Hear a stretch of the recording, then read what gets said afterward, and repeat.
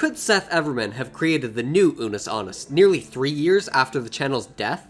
On August 19th, 2023, Seth Everman posted a video on YouTube and Twitter that announced his final 100 days on the internet before he leaves forever. If you aren't sure who Seth Everman is, he's mainly known for his Billie Eilish Bad Guy cover.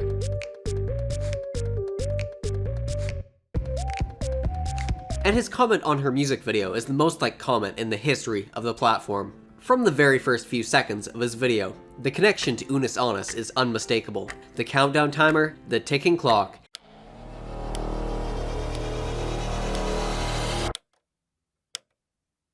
and the piano in the background as he's narrating. Things on the internet might seem forever, but everything ends. Seth Everman, 100 final days.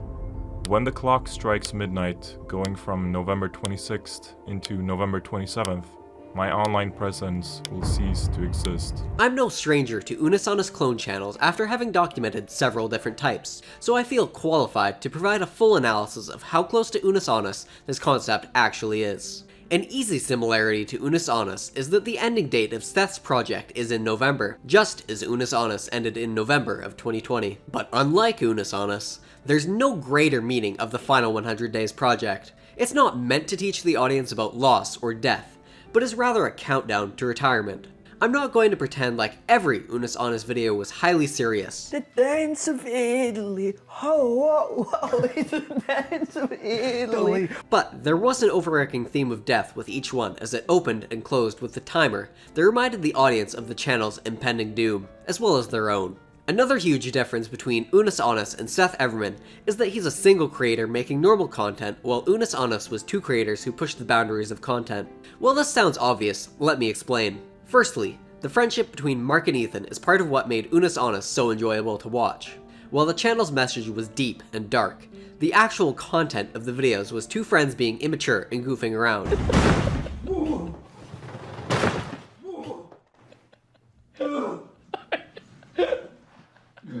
Are you okay? Oh my God. That picked up speed so fast. This dynamic is missing when a channel has a sole creator instead of a partnership, and Seth's content also doesn't even allow for that sort of thing. But if Unus Annus was two friends monkeying about, then how did they push boundaries? They did this through making videos that would definitely get them demonetized, but still made anyways because they thought it would be weird or funny. Peeing in a personal sauna and making breakfast with adult toys are just two examples of Mark and Ethan's immaturity. And even though Seth is quitting after the 100 days of nearly daily videos, the biggest difference from Unus Annus is that as far as I'm aware, all his existing work stays. In other words, he's only ceasing future content. No more videos, no more tweets, no more pictures. Complete silence. This is the biggest deviation from Unus Annus, because that channel was created with the express purpose of being deleted. With Seth, he's simply done with his online presence and wants to escape his online persona after many years of video creation. While his videos are highly creative,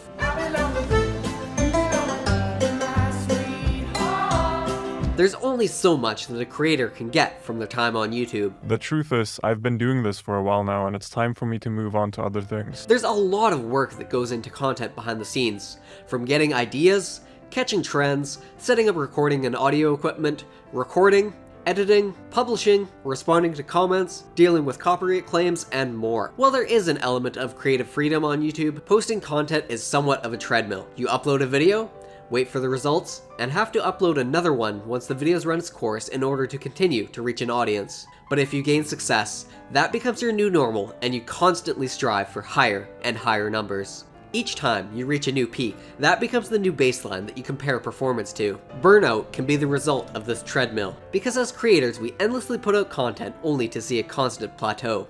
It's not like Seth is some unknown figure and that he's putting in hard work for nothing, but that treadmill remains regardless of what size your channel becomes. Not only that, but once you become popular for a specific type of content, you're pretty much pigeonholed into producing that content for the rest of your time on YouTube.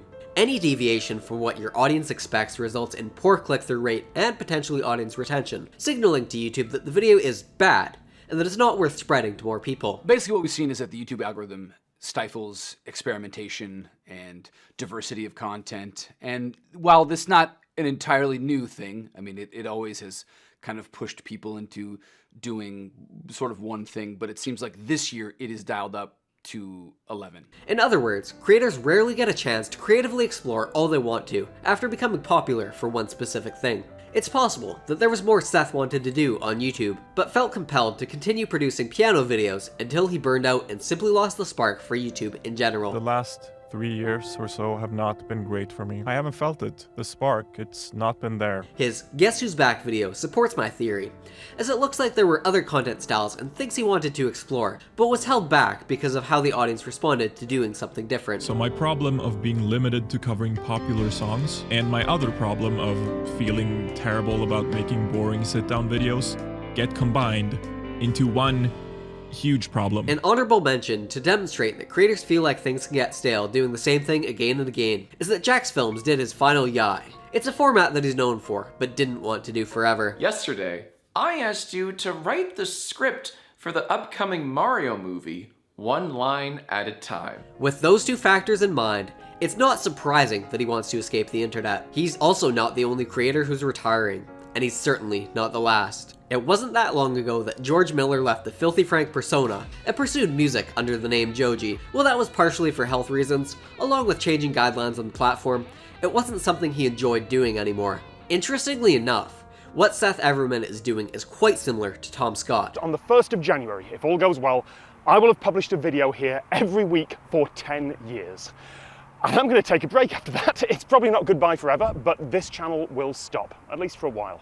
Which means there are 26 videos in my regular Monday format remaining. Though Tom's only taking an extended break, whereas Seth is done for good. Seth's situation is different from those other creators who quit, or are intending to quit, because they tend to keep some sort of social media presence, regardless of the platform. The podcast that I host, Lateral, is continuing into next year. As another example, Ryan Higa is active on Twitch. What's the verdict? Even though there were references to Unus Annus in his final 100 days announcement video, I firmly believe that Seth Everman took inspiration from Unus Annus to create a fun way to present his retirement. The similarities end with the homage, but it did get people talking about Unus Annus again. And who knows, maybe Seth Everman's final 100 days will become a part of YouTube history, just as Unus Annus has. I have more videos like this one. Thanks for watching, goodbye.